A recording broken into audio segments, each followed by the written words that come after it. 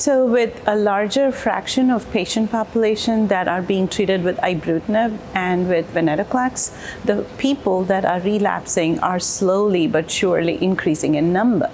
And then when they come back with double refractory disease, they have very few options and their overall survival is really poor. So it's really important to find novel strategies. Our lab has focused on looking at long-read single cell, short-read single cell in order to dissect the CLL samples and the microenvironmental cells to identify new targets. One of the things that stood out at us was that Bcl-xL and BCL2 signaling seems very high in the dual refractory CLL cells.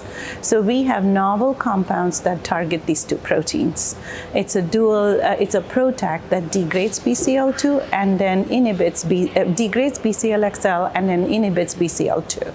So that's a novel mechanism by which you can still kill Venetoclax refractory CLL cells.